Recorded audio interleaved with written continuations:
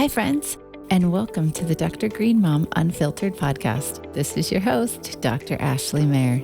I feel so honored to have this opportunity to support you and your family on your parenthood journey. Just a note before we begin, if you enjoy this podcast and would like to support my work, please consider subscribing at drgreenmomvip.com.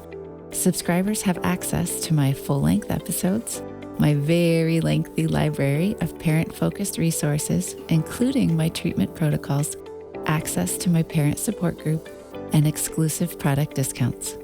As always, I appreciate your support, and now let's begin.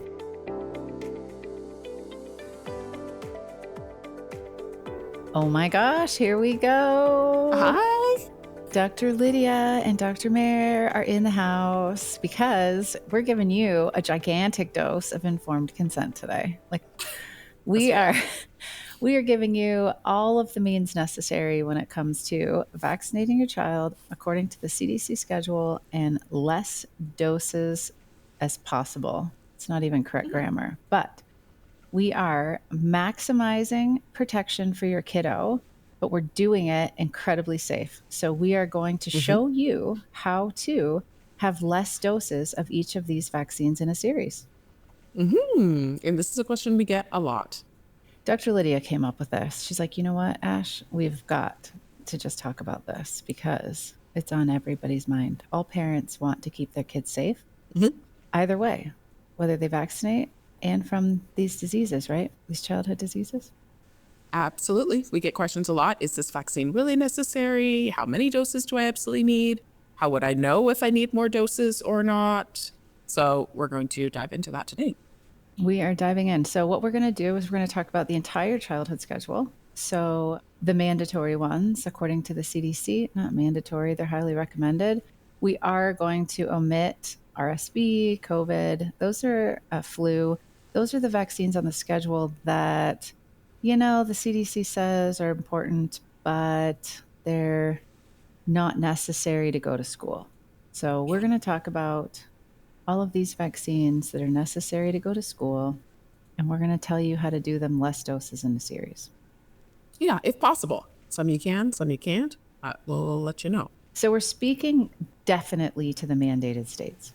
So here in the United States, there are several states in the union that it's a law that your child has been vaccinated according to the CDC schedule to be able to go to school. And Dr. Lydia put this all these notes together. I love you, Dr. Lydia. We need notes. You help me to be organized in my ADHD world. Well, maybe it'll help. So the states that are mandated, so you cannot go to school by law in these following states, and that is California, Connecticut, Maine, and New York. Those are the 4 states right now where you have to be fully vaccinated according to the CDC to go to school. Now, it was West Virginia, and it also was Mississippi. Mississippi gained their religious freedom back in 2024. Dr. Lydia surprised me with this information, but the governor of West Virginia, January 2025, he put an executive order out that you have medical freedom, both religious and philosophical exemption opportunity at school. And so we're going to put in the show notes, I have the link to that executive order put out by the West Virginia government. And all you have to do is fill out a form and you can submit it to your state. So we're going to give that information to all you West Virginians. So moving forward, you will have that opportunity. This is amazing. So there's currently just 4 states where you're mandated. So I love this. So let's chat about that real quick. In order to go to school in these 4 states, you must be fully vaccinated according to the CDC. So what we want to talk about today is here on the schedule, there are vaccines where you can do less doses, but considered fully vaccinated. I want to give you one caveat. Most of these vaccines start later in life, so you're not going to get that 2-month, 4-month, 6-month dose. This means that your child will not be protected from those. So if you choose a delayed schedule, although it is okay with the CDC, I just want to reiterate that if you start these doses later, they will not be protected earlier.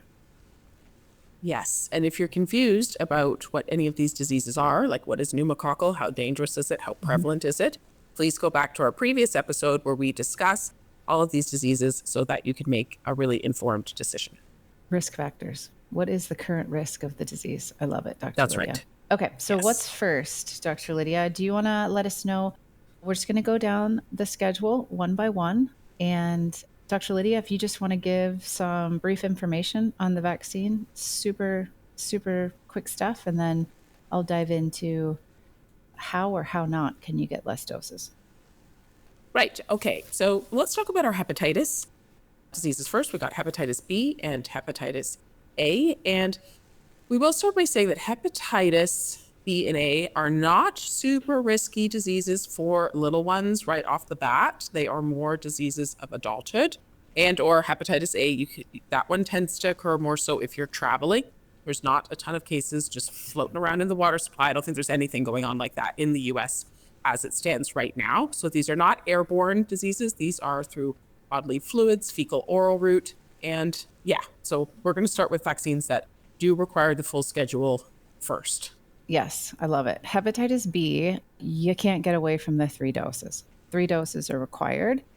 And that happens at birth. Interestingly enough, there's a vaccine at birth, which is hepatitis B. And then the second dose is supposed to be between 1 and 2 months of age. And the third dose is between 6 and 15 months of age. That's what the CDC says. Now, in order to go to school in those mandated states, you can do those 3 doses anytime you want. So you can start those at age 4. You can start those at, if your kid's starting kindergarten, you could start these doses at age 4 for school. Now, keep in mind, Dr. Lydia said hepatitis is like bloodborne, it's fecal oral. This is a bloodborne disease. So I typically recommend this vaccine only to kiddos who have a mama who may be hepatitis B positive. And you'll know that. So you have all of these disease panels run when you're pregnant. So you'll know if you're hepatitis B positive. I also like to mention that if your partner or if someone caring for your kiddo is also hepatitis B positive, this might be a good one to get early on. Do I think you do it at birth? For most people, if you choose to do this, no. So this is one of those that you can start at age 4. And you may have a pen and paper, or you may be hanging out in your car listening to us. So I will say that if you do wait till later, you have to do these doses separated out. You can't do them 1 month right after each other. So you can't do it the summer before you start kindergarten. Okay, so you have to be a little bit savvy about when you dose these. So between doses 1 and 2, you need 4 weeks apart. Okay? And then between doses 2 and 3, you need to be 8 weeks apart. So that right there is 3 months. And then you have to be at least 16 weeks apart between dose 1 and 3. So you need 4 months before your child starts kindergarten before you start the series, unless the school will allow you to start having only had 2 doses. And then some states will say, as long as you're getting vaccinated and you can show that you have appointments scheduled, you will be able to go to school, even if you don't have all 3 doses. So keep in mind that at least 16 weeks prior to starting kindergarten, if you're in a mandated state, you need to start hepatitis B. Anything else, Dr. Lydia? So important to keep that timing in mind. We do have to kind of work our way backwards. This is a vaccine where there are titers available. So titers meaning we can check antibodies to see how effective the vaccine was. So if you did have a caregiver who was hepatitis B positive and you were vaccinating and you wanted to know how effective was that first dose, you can always check with titers. And that's a blood test. You just ask your doctor for a blood test. Yes. And if your doctor won't do it, because there are pediatricians out there who are saying, oh my gosh, you just have to get 3 doses and there's no way around it, mandated states will allow titer testing. So if you can titer out after 1 or 2 doses of hepatitis B, that's pretty amazing. So there is a company, I am not affiliated whatsoever, It's schooltiters.com. And you can order the blood tests online, and then you can take your requisition to the blood draw center and get your titers drawn. So that's an option for you. And I've always thought to start a website to be able to do this myself, and it's still on my list. So until then, I will continue recommending schooltiters.com. She's got a long list, guys. I've got a long list. Lots of ideas though flying around over here. Dr. Lydia just mentioned the other day that we're doing a cookbook. I was like, oh my God, this is going to be amazing. I don't cook, guys. So that cookbook will probably be your best friend. You know why? It's because it's like literally the most simple things that you can do in your kitchen to maximize their health and their wellness. That is exactly what I do in my life. That's the goal. That's the goal. Yes. Okay, so hepatitis A is next. Now, this is what we hear, like, this is foodborne. So you go down to Mexico.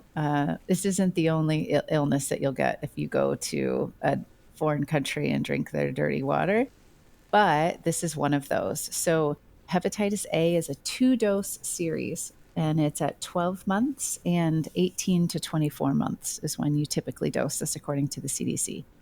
You can't get around it. But what we find interesting is after only 1 dose, you are provided up to 97% protection. So keep that in mind, that 1 dose of hepatitis A, you could titer out. So that is definitely a vaccine that I would get titers on if you were mandated in a state to get vaccinated.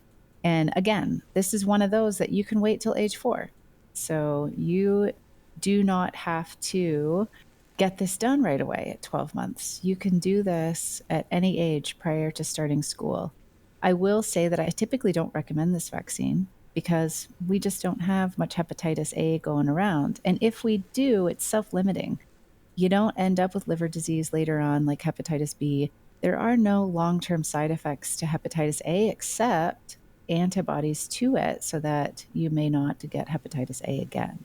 So it is a foodborne illness. There are random pockets in the United States of 2 or 3 cases every once in a while, but it's a self-limiting disease, meaning it goes away. So this isn't something that I would think your child's going to die if they get hepatitis A. Okay. Do you have anything else to add? No, I learned it's actually quite a mild infection in kids. And the main problem is that they tend to give it to adults because they don't know that they have it because it's so mild. Yes. It's incredibly mild, and I don't typically recommend this, but if you're in a mandated state, you got to do it, right? Yeah. Yeah. I think this one came up in our VIP group. Guys, we have a very active and wonderful VIP group. If you're not a member, just saying. It's a parent support group. It's awesome. We have over 2,000 active members. I know. We talk to parents every day. Is that not amazing? I find that amazing. And Dr. Lydia's in there every day. She's answering questions like you would not believe. She's like the doctor on steroids in a good way. She's like constantly in there working. Well, we get really good questions. We get such the parents in there, they really blow my mind. We were just talking about liposomal vitamin C. But yes, we had a parent traveling to Ecuador. She's like, I love ceviche. I'm a little nervous. Like, do I need hepatitis A vaccines? And I was like, well, maybe. Let's check this out. Let's do the research. Yeah. I might. If I was going to Ecuador. I might do that. You don't really want to ruin your vacation, but there are many other bacteria and virus and stuff that will probably take a hold of you, let alone Hep A when you go down to some of those countries when you travel. Okay, so that's the hepatitis vaccines. There's 2 of them. You can't get away from limiting the doses in a series, but you can definitely do them later. You don't have to do them so early on when your kiddo's blood-brain barrier is still forming itself, when its immune system is still trying to figure itself out. You can definitely wait until right before school starts if these are ones that if you have to do in a mandated state. And would you say if parents are traveling around the U.S., this is not one you'd be concerned about? Because we did have some parents going to Disney and they were like, do I need to worry about these things? I would say, I don't know. You can ask Disney for the recent medical records on hepatitis A. But it's true. I'm not concerned about Hep A here in the United States. Okay, in the U.S. But if you do contract it in a developing country or a third world country or wherever you're going to travel and they don't have as much help with medical care, this is a vaccine that you may want to get. All right. So what's next, Dr. Lydia?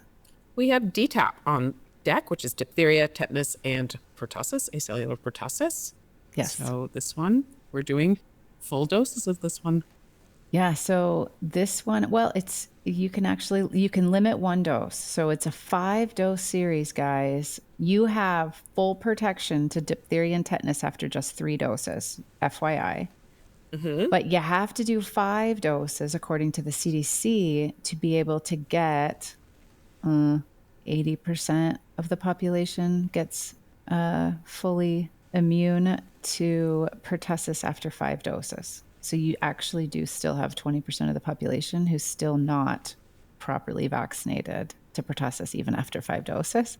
But according to the CDC, you need 5. Now, there is a way to get 4 doses if you're in a mandated state or if you choose to vaccinate and you want less doses in a series. And that is that 4th dose has to be after age 4. So it's typically, I believe, between 12 and 15 months is the 4th dose. So if you do your first 3 doses sometime before age 4, so if you're a mandated state, you don't have to do them at 2, 4, and 6 months and then 12 and 15 months. If you start them around age 3 or 4, you can get those 4 doses in a series and not have to do a 5th. Now, just like hepatitis B, though, you can't start dosing Dtap the summer before you start kindergarten. You have to go and do at least some time in between each dose. So Dr. Lydia so graciously put this in the notes, and we'll have them in the show notes as well.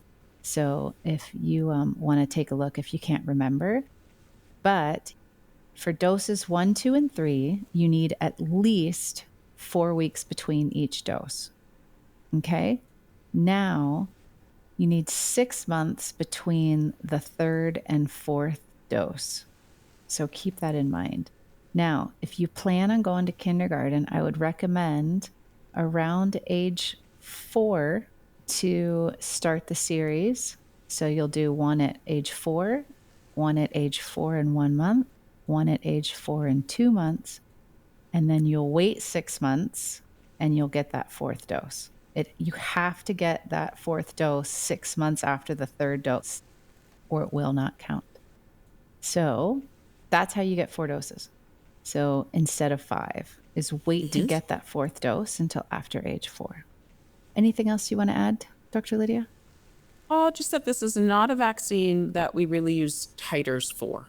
Pertussis is really the interesting one to me because the protection seems to wane quite quickly. It's not a very effective vaccine compared to the whole cell that we used to use. Am I understanding that correctly? You lose at least minimum 20% efficacy per year after the last dose of Dtap that you do for pertussis. So it wanes very quickly. So by the time you get that 4th or 5th dose of Dtap, by age 11, you have to go back and get a booster dose of Tdap because your titers to pertussis will have waned to almost 0. So the pertussis portion of the vaccine is just not that great. So if you're looking to protect your child from pertussis, this vaccine just doesn't work very well. It will give you some protection, some help, but it's not going to fully keep you from getting pertussis. Right. And when we say pertussis, we're talking about whooping cough, that kind of seal bark, gnarly cough. So that's why we don't necessarily test titers with the Dtap vaccine. You will titer out after 3 doses for tetanus and diphtheria. But with pertussis, you may or may not titer out even after all 5 doses of pertussis because that portion of the vaccine just doesn't work very well. And so I would be highly, highly surprised if you ran a titer test after, 2 or 3 doses of Dtap and you titered out of pertussis. It just doesn't happen. So I would probably save my money on doing titer testing for pertussis, for Dtap. It's just my 2 cents. Save your coins, people. Save your coins. Save your coins on that one. All right, what's next, Dr. Lydia, on the CDC schedule? We got a hot one. MMR, measles, mumps, rubella. Okay. So this is an interesting one. You have to do both doses to go to school. However, if you titer out, if you do a titer test of these 3 in any of the mandated states, you can go to school with only 1 dose. Such good info. Yes, yes. So although you, on the CDC recommended schedule, you have to do 2 doses to be able to finish the series. In a mandated state, if you show that you have titers to measles, mumps, and rubella, you can go to school. Now, the problem is this. The measles portion of the vaccine, you will probably titer out. And the rubella portion of the vaccine, you will probably titer out after 1 dose. Mm-hmm. It is very hard to titer out after 1 dose when it comes to mumps. The mumps portion of the vaccine does not work very well. And so you can take a gamble. And if you're running titers to some of the other diseases after a dose or 2 or 3, depending when you're doing it, you can run an MMR titer as well and see if you've titered out to mumps, if your kid's titered out to mumps. And if they have, then only 1 dose is needed for school. But typically, you'll have to do both doses. I have seen it happen where kids have titered out after 1 dose. Now, again, if you're wanting to do this prior to going to kindergarten, you need to at least separate out the 2 doses by 28 days. And do I recommend you getting them back to back, month over month? Probably not. I would want a couple months in between. So, maybe the spring before you start kindergarten, do a dose sometime around age 4 and something. And then maybe at the end of age 4 or early age 5, right before you go to kindergarten, you can do that second dose. This is good information. So really for parents, if your child is entering kindergarten at age 5, it's really kind of by their 4th birthday, you want to be sort of planning out what that year is going to look like. Yes. Okay. That's good to know. Yeah. If you want to delay all the way to age 4, and lots of parents do it, especially in California, because I'm so close to California. I live in Arizona. I hear about it a lot. And New York too. I used to have a lot of phone calls to New York, a lot of Zoom calls with parents to New York. Okay. So the next one, Dr. Lydia. Yeah, we've got varicella, chickenpox, those itchy little bumps. And this is one where you do need both doses, but why don't you talk about how you space them? Yeah, so same thing here. The mandated states will allow you to titer out a varicella if you can get it in 1 dose. So just keep that in mind. If you are wanting to do titers, though, you should probably start before the 4th birthday to plan out the titer testing, because you'll want to do titer testing in between those rounds. And I'll say this. I thought about titer testing with my daughter, and when I had to vaccinate her, I actually forewent the titer testing because that's a lot of pokes at a young age to draw blood. Yeah. So if your kiddo is cool with drawing blood, great. But with my daughter, I actually chose not to titer test because she was profoundly stressed out about a blood draw. And so I just, my mommy gut said, just do the vaccines. You're protecting her so well. And you're doing all of the things necessary to keep her immune system and neurological system supported. And so we opted not to do titer testing. And was she a little bit older when she got these vaccines, or did she get them on schedule? No, she did not get them on the schedule. She was a little older. So it was a delayed vaccine. Yep. They were all delayed. We did not get anything around birth for her. And that's because she had severe issue with her immune system. So I mentioned this on our last podcast, I think, or the podcast prior, one of these podcasts. Yeah, the detox. Yeah, the Kids Detox podcast. I told you, I gave you guys the story of my kiddo and myself and what we went through in court and having to vaccinate her. And we did, I did have to go to court for this not because I just didn't want to do the schedule. I just didn't want to do it. It's because my daughter had a pre-existing condition that made me not want to do the schedule. So it wasn't just that I just didn't want to do it. There was medical reasons why I didn't want to do it. Okay. So Dr. Lydia, do you want to talk about how to give the dosing for varicella if you're waiting? Yeah. So it looks like first dose can be given 12 to 15 months. But what you're really looking for is, it looks like the second dose is coming 3 months later. So at least 4 weeks, but typically about 3 months later. So again, spacing them out.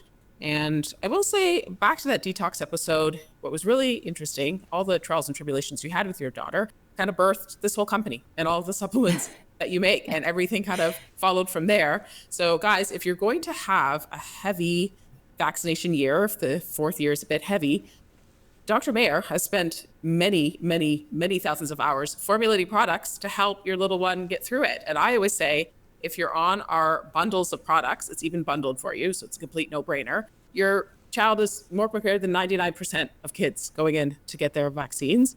And so just get the bundle. Thank you. Yeah, my neuroimmune vaccine bundle. That's what I gave my daughter. That's what she got. Yes. So it really is a no-brainer. If you don't typically do supplements, I recommend them for this period of the vaccine season, Yes. like 100%. So thank you for that. I appreciate your kind words. Thank you. Yeah, for sure. A couple weeks before the vaccine, couple weeks after, and you could just go in there feeling really confident that you're doing everything you can for your baby. And I did. I was like, kid, we got this. So it was a scary, scary season for me as a mother, but it was wonderful. Like everything is a-okay. So thank you. Okay. Let's now chat. This is the meat of our podcast, is to chat about the rest of these vaccines. How do we get less doses in a series? And so let's, I'm going to talk about pneumococcal, Dr. Lydia. Yes. So this is an airborne bacterium. And this one, a lot of kids are exposed to it, and it's kind of no consequence. But pneumococcal, it can be invasive. It can cause things like meningitis. And that's why we vaccinate against it, because obviously meningitis is quite serious. But these are the vaccines, everything that we're going to discuss here on out. You can strategize and reduce the number of doses if you do decide to delay. Do you want to describe how they could do that with the Prevnar, the pneumococcal? Yes. So the pneumococcal vaccine is Prevnar. It's now Prevnar20. So we continue to add invasive strains to this vaccine. It started as Prevnar 7 back in the 2010s. And now here in 2025, we have the Prevnar 20. And if one of these strains crosses the mucosal barrier, and they do, that is when we have this consideration that we have to, should we vaccinate? Because this is one of those that may cause meningitis. So listen to our last podcast if you want to know what the current risk of this disease is here in the United States. And so typically you'll go in at your child's 2-month appointment and get a dose. It's a 4-dose series. You'll get a 2-month, a 4-month, a 6-month, and a 12 to 15-month dose. And so that's 4 doses. Now, if you want less doses in a series because you're in a mandated state, or if you're breastfeeding, this is an opportunity for you to maybe look into less doses in a series. And so I'm gonna tell you, write this down, or it'll be in our show notes. If you start the vaccine at age 7 months instead of age 2 months or 4 months or 6 months. So if you wait and make sure that first dose is after 7 months of age, you only need 3 doses, not 4. If you start the schedule at age 12 months, you only need 2 doses. And if you wait to age 24 months, you only need 1 dose. Now you have to start the series at one of these ages. So if you did 1 dose at age 2 months and you're like, hey, Dr. Mayer, how do I get less doses in a series now? You cannot, according to the CDC. Now, if you live in a mandated state, you'll have to continue to get all 4 doses. But if you live in a medical freedom state or religious or philosophical exemption state, you don't have to do any more doses after age 2 months if you don't want to. But according to the CDC, you have to wait to start that series until after the months I just told you to be able to limit the doses. Now, if at age 59 months, so the kid is turning 5, you have not vaccinated them from pneumococcal, they will need 0 doses. So you will never again be asked as a child to get this vaccine. So it'll be 0 doses at age 59 months. And that's how you get less doses in a series of pneumococcal. Like I said, though, at the beginning of this podcast, your child will not be protected from pneumococcal if you do not get vaccinated. They may be through breast milk transfer, placental antibody transfer, if you're breastfeeding So just keep that in mind. If you choose not to vaccinate or wait to delay the schedule, they will not have antibodies to this disease. So I just want to give that as a caveat. It's not a bad thing. It's not a good thing. So I just want to let you know, though, as a caveat, that if you do skip the doses before you start, they won't be protected. Now, if you start the series later and you go through with what I just told you, they are considered fully protected according to the CDC, even though you have less doses. Does that make sense, Dr. Lydia? It does. And I think it speaks to why it's so important for parents to know about the CDC Stacks, which we discussed in the last podcast, because that way you can go in and you can see how many pneumococcal cases are recorded both countrywide and in your state so that you're making decisions really wisely and based on real numbers. And that's at stacks.cdc.gov. So that is where you're able to take a look at these diseases and find out how many cases are in your area. And it's a bi-weekly basis. I think it used to be weekly and now they do it every other week. So thank you for that. Yeah, and this one's pneumococcal under the age of 5. Just trying to remember the search terms there, because sometimes they can be a little bit tricky, but I do think you narrow it down by age. Yeah, so it's invasive pneumococcal, age 5 and under. Right, yes. Is how you search stacks.cdc.gov, is invasive pneumococcal, because pneumococcal is prevalent everywhere and your kids will get infections, and it may be pneumococcal. It may be a strain of pneumococcal that we don't vaccinate for. So if they get an ear infection, or if they get a cough and a cold and they get a throat swab or a nose swab and it comes back pneumococcal and you vaccinated your kid, it's probably a strain that we don't vaccinate for. So keep that in mind. The next one, Dr. Lydia, where you can get less doses in a series, is... You have Haemophilus influenza B, and this is typically a 4-dose series. And similar to pneumococcal, we have concerns about this one because of that meningitis risk. Now, there are many different strains of Haemophilus influenza from A to F, if I'm not mistaken. So they're not all the B type. They're not all invasive. Your child will be exposed probably to some form of Haemophilus influenza at some point. But, okay, tell us about delayed schedules here for this one. Okay, so the Haemophilus influenza type B vaccine is only type B. So keep that in mind. You may get a Haemophilus influenza diagnosis, and crazy enough, your pediatrician may call with results and say, your kid has Hib.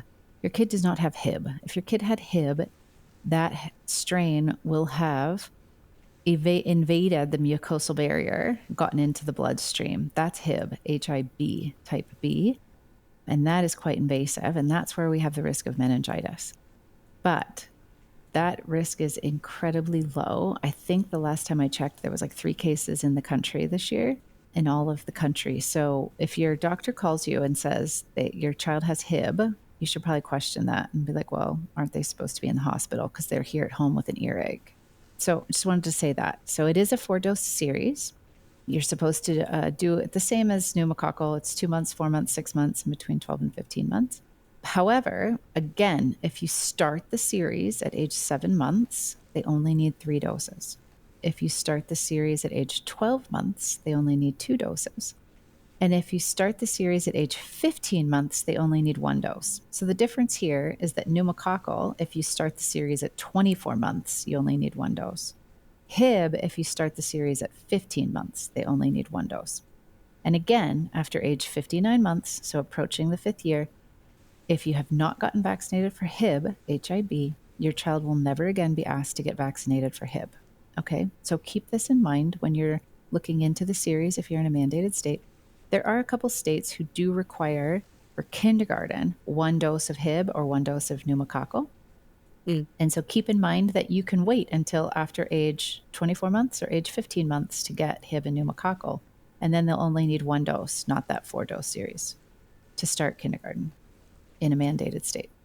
If I have a 12-month-old, would I book an appointment and bring them in and get them the Hib and the Prevnar vaccine at the same time? Or would you space it out by a couple of weeks? They can, certainly. Okay. So you can just book one appointment. You can certainly get them together.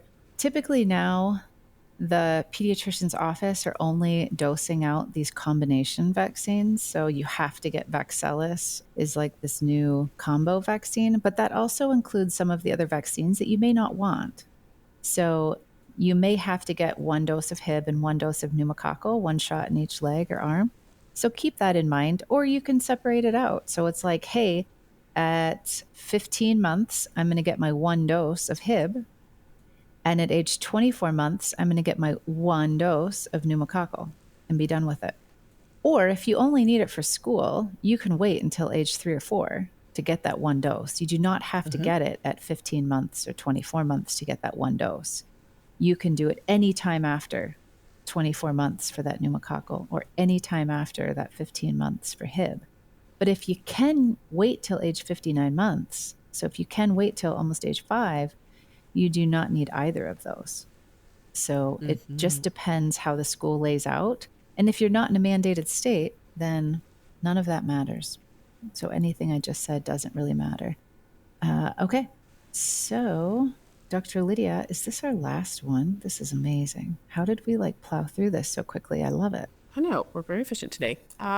Let's talk about rotavirus. Good old-fashioned diarrhea. Down with that one. I don't have a lot to say about this. You know what I'm going to say? If you don't get this before age 1, you never need it. Okay. And we're done. The end. Yeah. So there you go. It's 3 or 4 doses, and it's an oral live virus vaccine. So they have to drop it into the babe's mouth, and it is a live virus. And this is one of those vaccines that shed incredibly in their stool and will pass on to other kiddos. It's a fecal oral transmission, so I call this a daycare disease. The reason why rotavirus is problematic is dehydration. So there's a lot of diarrhea that happens, definitely manageable, but dehydration is the main concern. And missed work. So if parents miss work, that was another thing that the CDC put out is, parents won't have to miss work if their kiddos get this rotavirus vaccine. They won't have to take time off to take care of their kid at home. Yeah, so it's what Dr. Lydia just put in these notes, which is fantastic. Rotavirus cannot be given past 8 months. And so if you delay it, you actually skip it. So you completely skip it forever. So if you do not vaccinate for rotavirus prior to age 1, you will never again be asked to get the rotavirus vaccine in your child's lifetime. And no titers are necessary for this. It's kind of a you don't do it or you do it. But if you don't do it by age 1, then you can't because it falls off the schedule, and so you won't be able to do it. So, yeah. I will say, parents, if Dr. Green Mom, the blog, has about 10 billion articles on there for parents just to be informed, because we've been writing, I think you've been writing since 2014. So there's anything and everything. If you have questions, because I feel like every parent should maybe do a review of how to manage diarrhea, because sooner or later your child is going to have diarrhea. So, and if you are concerned about how to keep your child hydrated, never hesitate to take them in for medical care. Certainly if you can see the fontanelle, the front of their head is dipping down, or if there's no wet diapers, please take them in for medical care. But if your child's having some loose stools and you're not too sure you're up on your diarrhea management skills, just go to the blog, because we do have a ton of information there, and it's free. It's free for you. drgreenmom.com. If your kid has anything, I don't care if it's hand, foot, mouth, pneumococcal, if they have measles, if they have diarrhea, if they have keratosis pilaris, y'all, we have free information for you guys. Just type in what you're trying to find, and chances are likely, if it has anything to do with a kid, we have an article on it. If it comes to healthcare for your child or an infant or your infant and there's a diagnosis, we probably have information on it. So thank you for that, Dr. Lydia. And I will reiterate with rotavirus, if you choose not to get the vaccine and your child does have severe diarrhea, whether it's rotavirus or not, never feel like you should stay home if you're nervous. Take them in right away, because if they're not wetting diapers, if they have a sunken in front fontanelle, it's the area where the bones in their head are not fused together. It's right at the top of their forehead. If that's sunken in ever, that is a sign, and they have diarrhea, that's definitely a sign to get them in to seek medical care. So thank you for reiterating that. Okay, so the last one, let's talk about the last one. This is polio, okay? And this is one where, yes, you can get away with doing less doses in a series. Now, this is a 4-dose series, so it is typically given at age 2 months, 4 months, between 6 and 18 months, and then again between age 4 and 6 years. So that's 4 doses in the series. So you can get away with 3 doses in the series if the 3rd dose is after age 4 and 6 months after the 2nd dose.